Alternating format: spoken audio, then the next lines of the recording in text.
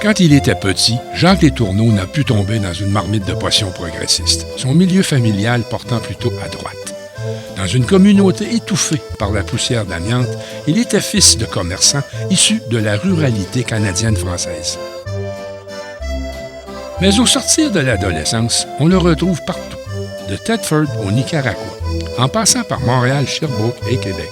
Partout où les questions de justice sociale sont scandées dans les rues de l'espoir et de l'indignation. Militant à temps vraiment plein, il aboutit à la CSN, l'efficacité de son action lui ayant valu la présidence d'un syndicat affilié.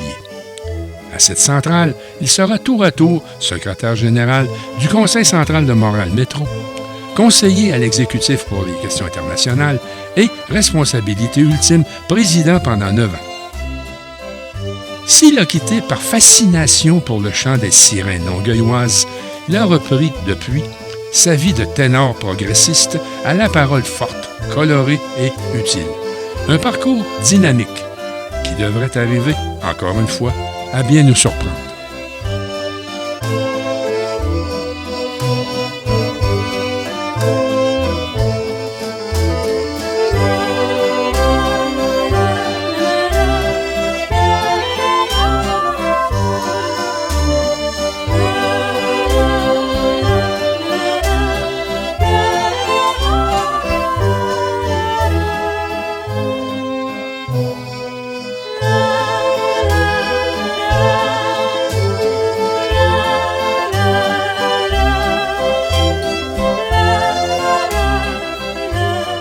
Jacques Letourneau, merci de nous recevoir chez vous. C'est beaucoup plus sympathique qu'une salle de réunion à la CSN. Merci, merci. Écoutez, Jacques Letourneau, nous pourrions faire le tour un peu de votre longue carrière comme militant. Vous l'avez été à différents degrés. Tout ça commence à Thetford, ville minière, et il devait avoir une mouvance ouvrière assez importante qui a dû vous marquer. Je suis trop jeune pour avoir travaillé dans les mines. L'été de mes 18 ans, où j'aurais pu aller travailler à la BC, à Blacklank, là, juste à côté de Thetford, mon oncle m'a dit, écoute, le ralentissement de l'activité minière est débuté. Puis là, évidemment, c'était toute la crise mondiale autour de l'amiante, n'est-ce pas? Alors, c'est peut-être une chance, hein, parce que, dans le fond, j'ai pas été exposé directement à l'amiante. Mais c'est vrai que je suis quand même venu au monde dans une famille où la majorité de mes oncles travaillaient dans les mines. Et je suis venu au monde dans la vieille paroisse de Saint-Maurice qui n'existe plus aujourd'hui, qui a été littéralement déménagée par la compagnie minière parce qu'à l'époque, on pensait que l'exploitation allait se poursuivre. Donc, on a été déménagé dans un nouveau Saint-Maurice, mais le vieux quartier Saint-Maurice. Moi, je suis venu au monde en haut de chez l'épicerie de mon grand-père. Puis, je me rappelle, là, quand il y avait le blastage, comme on disait, à 16h, là, à 4h, la sirène partait. Puis là, il fallait se mettre à l'abri parce que j'ai une belle photo de mon grand-père dans le Progrès de Thetford, le journal de l'époque, où la roche d'amiante est sur sa balance de boucher à peu près grosse comme ça, puis elle avait atterri sur le toit du garage. Oui, c'est ça. Fait que, donc, quand le dynamitage se produisait, tu l'entendais, puis tu n'entendais pas juste la sirène, tu entendais le bruit parce que l'amiante, la fibre d'amiante, on va la chercher dans la roche, puis la première chose qu'il faut faire, c'est de dynamiter la roche. Donc, mais ça, le quartier dont vous parlez, là, c'est la photo célèbre où on voit la petite rue et chaque bord, cette montagne de poussière toxique. C'est voisin. Ça, c'est la rue Smith, mais là, on s'en va vers le centre-ville. Mais effectivement, ça n'existe plus, ça, aujourd'hui, parce que ça a été comme un peu aplani. Je trouve ça dommage, parce que c'était vraiment quelque chose. Là. Mais il y a plein de photos de la rue Smith. Mais dans la paroisse Saint-Maurice, donc, on vivait littéralement juste à côté de la mine. Puis, moi, me lever le matin avec de la poussière d'amiante sur la voiture, le hausse-mobile à mon père, là, tu sais, puis la cave chez mes parents complètement isolée avec le flocage d'amiante, là, puis on arrachait ça. Puis bon, je suis rendu à 61 ans, fait que j'ai pas eu encore de traces. Mais ça, c'est un environnement, tu sais, plus géographique. Mais c'est sûr que chez mes parents puis mes grands-parents, certains ont travaillé dans les mines. Moi, mon grand-père, du côté maternel, avec qui j'ai appris à débattre et à discuter de politique, lui, c'est un Duplessis. Alors, à Thetford, c'est la grève de 49. Là. Fait que les mineurs, mettons, qui n'aimaient pas beaucoup Maurice Duplessis, n'est-ce pas? Ouais. Mais les cultivateurs, eux autres, aimaient bien Duplessis, parce que Duplessis, le prêt agricole pendant la crise, tout ça. Et votre grand-père était cultivateur? Oui, avant d'être épicier, c'est ça. Ouais. Donc, il a vécu la misère noire en campagne. Après ça, il est venu vivre en ville. Mais moi, quand j'ai commencé à comprendre un peu l'environnement politique dans lequel on était, puis plus tard, quand je suis allé au cégep, tout ça, les premières discussions politiques que j'ai eues, c'était avec mon grand-père, puis il était pas mal têtu. Puis moi, je faisais exprès pour le provoquer. Mais ça m'a un peu forgé, ça, ces débats-là. Puis chez nous, ça parlait beaucoup de politique. Et des fois, les gens vont dire « Tu parles donc bien fort. » Puis là, je fais la blague, j'ai trop écouté de musique forte quand j'étais jeune, mais la vérité, c'est que chez nous, tout le monde parlait fort et tout le monde parlait par-dessus tout le monde. Alors, tu sais, donc ça parlait évidemment des mines, ça parlait de politique. Moi, je me rappelle, en 1976, quand le PQ est arrivé au pouvoir, j'étais chez mon grand-père. Puis chez nous, là, bon, c'était plus... L'Union nationale n'existait plus, mais c'était tout devenu libéral. C'était tout des pro-Bourassa.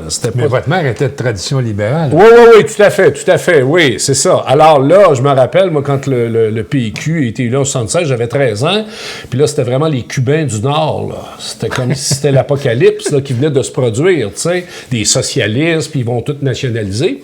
Puis il faut voir qu'à l'époque, Parizeau, Lévesque, tout ça, avait fait quand même des promesses sur la nationalisation de l'amiante. Puis on a essayé au départ, là. Ouais. Ça aussi, ça a divisé la ville. Il y a des gens qui disaient, voyons donc, c'est une industrie qui est en déclin. C'est vrai qu'on va mettre de l'argent là-dedans. Alors qu'il y en a d'autres qui disaient, non, ça nous appartient, c'est nos richesses naturelles. Fait que comment ça se fait que c'est les Américains, c'est les compagnies de l'étranger qui viennent chercher le minerai puis ils vont le transformer ailleurs? Votre camarade de la CSN, Roger Valois, était obligé de faire la tournée là, dans la région pour annoncer aux mineurs que c'était fini. Mais c'est vrai que c'est Roger et Jean Lacharité, qui était président du Conseil central de l'Estrie, qui est allé rencontrer les travailleurs. Parce que, honnêtement, même encore aujourd'hui, moi, j'ai le chalet familial dans la région de Thetford.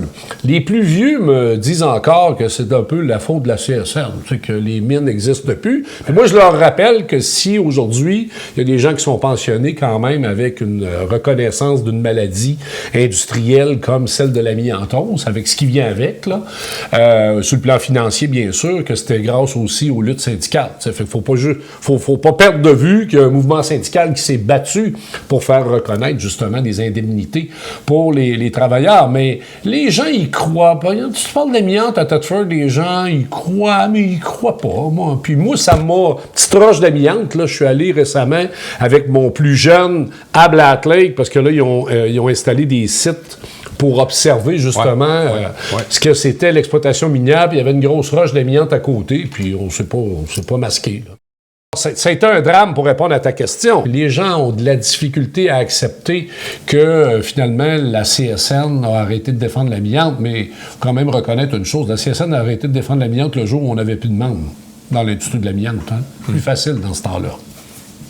Hein? Mais bon, ça fait partie de... C'est vrai qu'il y a toute une histoire de la FTQ, là. Bien sûr. Oui, tout à fait. Clément Godbout, qui a été le président de l'Association de la relance de l'amiante. Puis je me rappelle aussi du président de la FTQ de l'époque, M. Arsenault, qui a essayé de convaincre Claudette Carbonneau d'embarquer dans la défense de l'amiante. Claudette était hésitante, avec raison. Non, moi, je pense que la CSN a pris une bonne position là où on était rendu à l'époque. Je pense que c'était plus défendable. Mais ça a été déchirant, ça, c'est sûr.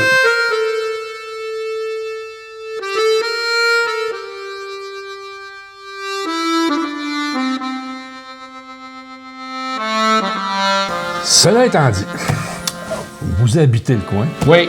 Vous allez à l'école. Oui. Et là, vous émergez comme leader étudiant, comme contestataire, comme... Expliquez-moi ça. Ouais, non, moi, je suis rentré au cégep sans trop savoir qu'est-ce que j'allais faire dans la vie, parce que comme bien des jeunes encore aujourd'hui. Et puis, je me suis inscrit dans un cours d'espagnol. Et le prof, c'est un prêtre, Roger Fortin, qui est toujours vivant d'ailleurs. Et Roger avait bâti 2 ou 3 ans avant un projet de coopération puis de solidarité. C'est un prêtre qui faisait partie de la mouvance de la théologie de la libération. Moi, je ne savais pas pantoute c'était quoi à l'époque. Là. Moi, j'allais à l'église, j'allais à la messe comme... ma mère me disait la messe de 4 heures, m'en allais à la messe de 4 heures, tu sais. Puis je rouspétais pas, là, tu sais. Je veux dire, on était de tradition catholique pratiquante et tout et tout. Non rouspétante. Non, ouais, voilà, exactement. Alors là, quand Roger Fortin nous explique qu'ils s'en vont au Nicaragua l'été prochain, bâtir une école dans un petit village qui s'appelle Tehuastepec, je ramène ça à la maison, ma mère a dit hey, « go, vas-y ». Tu sais, ma mère, elle devait trouver que je n'avais pas l'air de savoir trop tôt, je m'en allais. Puis elle avait sûrement vu passer que les voyages forment la jeunesse. Là, vous aviez quel âge à ce moment-là? 18. OK. Alors là, le Nicaragua, c'est où sur une carte? J'ai aucune idée. Le Front sandiniste de libération nationale, je ne sais pas si ça mange en hiver. Et là, tranquillement, bon, je me suis inscrit et là, il y avait des blocs de formation. Je me rappelle, moi, d'être venu ici au Centre Saint-Pierre. Une des premières fois que je suis venu à Montréal, il y avait des jeunes sandinistes qui étaient en tournée au Québec. Imagine, des jeunes de mon âge qu'on va après ça côtoyer au Nicaragua 8-10 mois après avec la AK-47, la Kalachnikov sur l'épaule. Là. Alors, donc là, on nous a formés. Et puis, au départ, oui, ça t'intéresse, mais c'est le voyage qui est intéressant. Tu sais. Là, on était une trentaine avec des profs de cégep et tout. Mais rapidement, et surtout quand on est arrivé au Nicaragua, ça a été comme, j'ai toujours dit, ça a été comme un train en pleine face. La réalité, tu pars de Thetford, t'as beau entendre parler de politique, suivre un peu les affaires de loin, puis venir d'un milieu ouvrier. Mais moi, j'ai été élevé d'un salon de coiffure, là, tu sais, avec maman, puis mes grands-parents. Puis t'arrives au Nicaragua en 1982, c'est pas pauvre, c'est archi-pauvre. C'est un pays qui est en guerre contre les États-Unis. C'est Ronald Reagan qui est le président des États-Unis à l'époque. C'est la Contra qui est installée au Honduras puis au Costa Rica. L'économie des grandes fruitières. Ah, bien sûr, bien sûr. Alors là, forcément, pourquoi moi plus que d'autres? Parce qu'il y a des animateurs après qui m'ont dit, toi, ça t'a marqué plus que d'autres participants. Les gens qui sont allés là, puis après ça, ils ont tourné la page. C'était un beau voyage. Et là, moi, je me suis mis à lire Gondor Frank, des auteurs latino-américains, bien sûr Che Guevara, puis après ça, m'intéresser. Donc, c'est quoi ce phénomène-là? Pourquoi ça se fait? Pourquoi ça existe dans un monde aussi riche? Des gens qui vivent dans un état de pauvreté aussi lamentable, puis qui se battent, puis qui décident de prendre la mitraillette. Moi, je me rappelle de cette affiche que j'avais ramenée chez nous au grand désespoir de ma mère. La Nicaraguayenne avec la mitraillette sur l'épaule, puis le bébé ici en train d'allaiter. Là. La jeune fille, elle doit avoir 17, 18, 19 ans. Alors ça, évidemment, ça a été une révélation au sens où, là, quand je suis revenu du Nicaragua, là, je suis devenu président de l'association étudiante, président du journal étudiant, président de la radio étudiante, président du comité anti-guerre, anti-nucléaire. Et là, c'est devenu comme, tu sais, quand tu dis, tu t'allumes sur quelque chose. Et j'avais 2 profs au cégep de Thetford, Paul Vachon en histoire puis Paul Morissette en sociaux, qui étaient des gars de gauche, là, qui étaient dans la trentaine, eux autres. Fait que là, je me suis mis à faire des cours d'histoire, puis je me suis mis à faire des cours de sociologie puis de sciences politiques. Et là, rapidement, je me suis intéressé aussi à la situation politique au Québec. Là, en devenant président de l'asso étudiante, qu'est-ce qui se produit, tu penses? Ben là, il y a la grève de 82-83 avec la loi 111, la loi spéciale, le Parti québécois, René Lévesque, les mesures matraques, tout ça. Une grosse grève chez Alligro, qui est un fournisseur en alimentation dans la région. C'était les cousins de ma mère en plus, les patrons. Là, la CSN est en grève. Je connais le président. Je rencontre le président du syndicat. Le gars, il est congédié par Alligro. Là, on se met à aller ces lignes de piquetage de la CSN. Alors là, le Nicaragua m'a propulsé comme un militant à plein temps. Là. Pas compliqué. Là. C'est là que j'ai commencé à côtoyer la CSN, le Conseil central de Thetford. T'sais, ça n'existe plus ça, aujourd'hui, c'est le Conseil central de Québec, mais à l'époque, il y avait un Conseil central à Thetford. Fait qu'on a fait une journée de grève, je me rappelle, j'ai été invité à l'Assemblée du Conseil central, je m'en vais là un mercredi soir à Thetford, puis là, ben, ils me présentent. Je sens que les tours de non-étudiants, les étudiants sont en grève, puis là, ben, t'as des travailleurs, des marchés d'alimentation, puis coop, puis le monde de l'hôpital, puis les mineurs qui sont syndiqués, puis... fait que ça a été mes premières rencontres avec le mouvement syndical, puis évidemment, la CSN a soutenu les étudiants. Tu sais, nous autres, on allait donner un coup de main, on va dire ça comme ça, ces lignes de piquetage aux conseillers à mobilisation pour appuyer les travailleurs en grève. Puis eux autres, ils nous finançaient des pancartes ou des boîtes à lunch pour nos manifs. Là. Il y avait en parallèle avec ça un véhicule ouvrier à Thetford basé sur la FTQ, puis les métallos qui étaient en place et tout ça. Tu sais, les profs, d'abord au cégep, étaient syndiqués à la FNEC CSN. Fait que bon. Puis le conseil central de la CSN. Je savais que la FTQ existait. C'était Louis Laberge, je savais qui était Louis Laberge. Il y avait la CEQ aussi, au niveau de l'enseignement, mais primaire, secondaire. Donc, je les connaissais, mais alors que la CSN, naturellement, on a développé une camaraderie, une certaine familiarité, aller prendre une bière, tout ça. Puis, comme je m'intéressais beaucoup à l'histoire, j'ai étudié en histoire, puis que l'histoire du mouvement ouvrier m'intéressait, j'étais quand même déjà assez fasciné par cette organisation syndicale, catholique d'abord, qui s'est déconfessionnalisé, puis qui s'était battu contre les unions internationales. Puis à l'époque, c'était bien basique, ma lecture des affaires, mais moi, je me disais... Tu sais, ça m'a pris du temps avant de comprendre que la FTQ, c'était pas juste des unions internationales à Las Vegas, là, tu sais. Mais au départ, moi, j'avais l'impression que, tu sais, les Canadiens français, on s'est tenus debout, puis, tu sais, il y a eu les Chevaliers du Travail qui sont venus s'installer au Québec, mais après ça, c'est les unions internationales. Ça me plaisait, ça, cette idée-là, à la fois, d'être un syndicat authentiquement canadien-français catholique, puis après ça, qui est devenu la CSN en 1960. Puis cette idée-là aussi que dans cette organisation-là, le pouvoir n'était pas à Washington, puis ta cotisation, ça n'allait pas à Washington, mais était contrôlée par le syndicat local. Fait que c'est sûr que la grève de l'amiante, puis là, bien évidemment, tu sais, là, j'ai lu le livre de Trudeau sur la grève de l'amiante, puis là, je me suis mis à dévorer à peu près tous les sociologues du travail, puis forcément, avec le Nicaragua, ben là, je lisais pas juste Guevara, là, je me suis mis à lire Marx, puis je me suis mis à m'intéresser au 20e siècle, puis au socialisme, puis à la Révolution, puis... là, vous n'êtes pas en train de nous confesser avoir été communiste? Là, ben, ma mère, elle disait tout le temps, quand je suis allé au Nicaragua, parce qu'elle m'avait encouragé à participer à ce voyage-là, puis elle disait dans le salon de coiffure, elle dit, je l'ai envoyé là avec des curés, puis il est revenu communiste. Bon...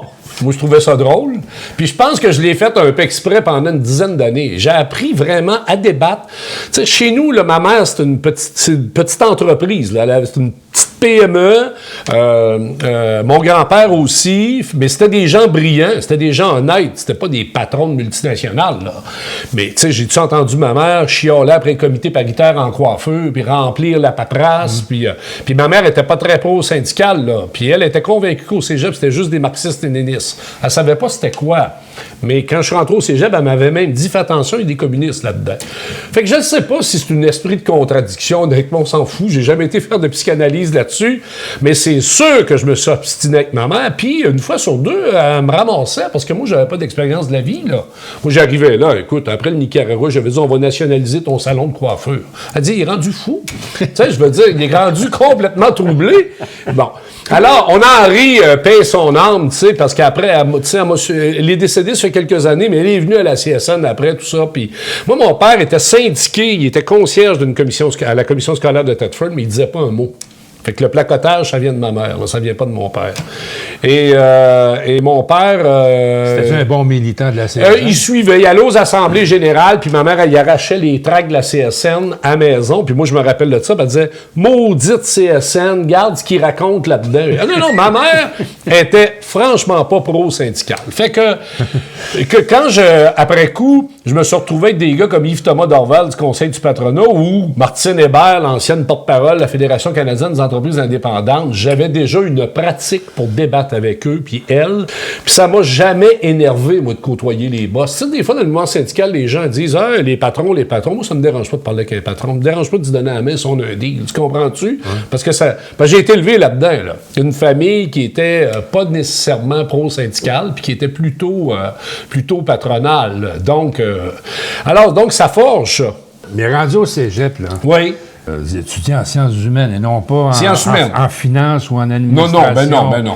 Pourquoi les sciences humaines? Oh, les sciences humaines, écoute, moi, mes études secondaires n'ont pas été particulièrement glorieuses. Je les ai passées plus à radio étudiante qu'à étudier sérieusement.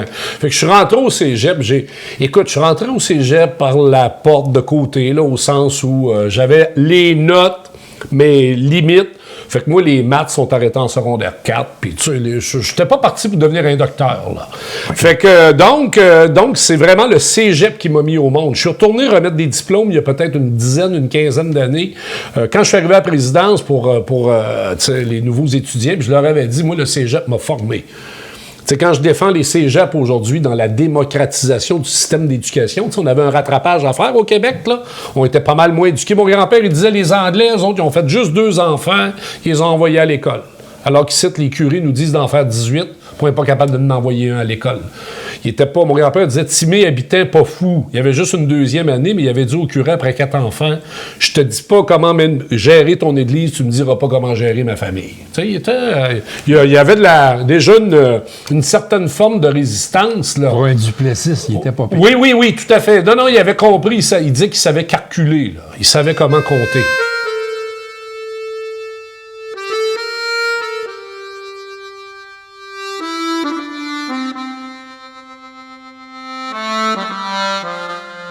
C'est sûr que c'est un environnement qui va faire en sorte que quelque part, tu piges un peu là, tu vas chercher un peu d'engagement politique. Et là, rapidement, avec l'Association nationale des étudiants du Québec, l'ANEC, ben là, je me suis mis à participer à des congrès. Et là, à l'époque, il existait encore des groupes de gauche. Il n'y en avait plus mais le PCCML existait au cégep du Vieux-Montréal. Puis il y avait des reliques un peu du Parti communiste ouvrier, puis des trotskistes, tout ça. Fait que moi, je suis arrivé au cégep de Saint-Hyacinthe d'un congrès de l'ANEC, puis là, j'ai découvert un univers militant que je connaissais pas, là. Puis évidemment, eux, ils ont bien vu que j'étais capable de me lever, puis aller au micro, puis parler. Fait que de fil en aiguille, après mon passage au cégep, ça a été l'Université de Sherbrooke. Puis là, j'ai été militant à plein temps. Au grand désespoir de ma mère, mais ma mère, quand même, a conservé toutes les découpures de journaux. Je me suis aperçu de ça après son décès. Elle était fière, c'est ça. Une fois, elle avait entendu une étudiante de Trois-Rivières qui avait dit, nous autres, on était contre la grève au cégep de Trois-Rivières, mais il y a un monsieur Les Tourneaux de Montréal qui est venu et nous a lavé le cerveau. Ma mère était découragée. Elle pouvait pas croire. Tu sais, là, mais l'image, tu sais, du gars qui vient faire un grand discours, là, puis qui lave le cerveau. Mais c'est de même, ça marche à une assemblée. Hein. T'arrives là, tu pognes le micro, puis il faut t'y convaincre. Et quand je suis arrivé à l'Université de Sherbrooke, je me rappelle d'avoir été faire l'association étudiante du cégep de Sherbrooke, et le président de l'Assemblée, c'est Hugues Rondeau, qui a été conseiller syndical à la CSN. Moi, je ne le connais pas, ce gars-là. Il préside l'Assemblée, je m'assois là en avant, je pogne le micro, je parle pendant 15 minutes, il me regarde et dit « Tabarouette! » Il dit, tu sais, tu sors, toi? Ben, je dis, tu sais que je sors de l'université. J'étais à l'université, j'étais un militant. Puis la grève avait été votée à je sais plus combien, là. Fait que là, dans le mouvement étudiant, là, tu vas à Saint-Jean-sur-Richelieu, tu vas à Jonquière, tu vas à Chicoutimi, tu vas en Outaouais, puis là, tu fais voter à la grève, là. D'un contexte où les grèves étaient plus très populaires, là, au Québec, des années 80 qu'on parle. Hein, fait que c'est après les lois matraques du PQ contre les syndicats de profs. Puis, fait que là, le syndicalisme, là, même dans les conseils centraux, ils organisaient des parties de bowling là, pour fêter le 1er mai. Il n'y avait plus de manif à rien, là. Mais nous autres, moi, mes profs, ils disaient « T'es venu au monde 10 ans trop tard ». Moi, le mai 68, ça m'inspirait, là. Puis les années 70, ça m'inspirait. En 84, c'était pas barjeux, là. Et les grèves étudiantes, là, on était 200, 300, 400 dans les rues de Montréal, là. Fait que je suis venu faire la manif contre le pape. Ça, ma mère était... Quand le pape est venu au stade, là, ben, tous les gauchistes qui restaient, là, ils ont organisé une manif contre le pape. Ben, je suis parti de Thetford, je suis venu à la manif contre le pape. Ma mère était découragée. Je pense que je le faisais exprès un peu. Quand je le faisais un peu exprès. Mais, mon fils est un malfaisant. Ouais. C'est vrai que quand on étudie en histoire, on a peut-être plus de temps de militer que quand on étudie en médecine. Mais l'histoire de l'ANEC s'est poursuivie à Montréal. Et là, je suis devenu secrétaire général de l'ANEC. Et là, l'ANEC était derrière la CSN, sur la rue du Frêne. Je me suis mis à travailler avec la FNEC. Je me rappelle de Céline Lamontagne, qui est vice-présidente de la CSN, qui s'occupe de l'éducation. Bon, là, il y a le manoir Richelieu. Gérald, il vient au congrès de la NEC. La police l'arrête sur l'autoroute 20. Il arrive en retard. Là, il dit, ouais, mettons que j'ai la police au cul depuis un bout. La police l'écœurait avec l'histoire du manoir et les fameuses déclarations. En appui aux travailleurs de la CSN du manoir Richelieu qui se battaient contre le maléfique Malenfant. Alias le tough. Oui, c'est ça, le tough de la Malbaie. Puis, je continue à être en relation avec la CSN, là, tu comprends? Tu sais, quand il y a eu la grève de 89 avec les lois spéciales, moi, je suis porte-parole étudiant, des grèves étudiantes. Je reçois un téléphone à la NEC, puis il y a un gars qui s'appelle Normand Thibault, qui est décédé aujourd'hui, qui a été un grand conseiller syndical à la CSN, qui a négocié avec nous autres, qui a travaillé beaucoup avec moi. Normand, il me dit, je le connais pas, là, il dit, vous êtes en grève, les étudiants, tu viendrais-tu au congrès de la Fédération des affaires sociales à Québec? Parler de la grève étudiante. C'est parfait. Il y avait des grèves de voyageurs. On ne peut pas prendre l'autobus voyageur. C'était en grève syndiquée CSN. Pierre Paquette du Conseil central, il est président, il dit on va te payer une voiture. Là, loue-toi un char, on va te payer ça. On n'a pas d'argent, nous autres, dans le mouvement étudiant, faire des grèves. Là. Fait que je descends à Québec, j'arrive là. Il y a 1000 personnes dans la salle au Palais des Congrès. Là. Et là, je rencontre du monde avec qui je vais travailler après, comme Louis Serjoul, Normand Thibault, tout ça. Fait que je m'en vais en avant. Je m'assois entre la présidente et le secrétaire général. Elle dit, on reçoit Jacques Letourneau, porte-parole de la NEC. Il va nous parler de la grève des étudiants. Je te pogne le micro, puis je te passe ça, toi. Bang, bang, bang. Standing ovation. Ça passe le chapeau dans la salle pour soutenir les étudiants.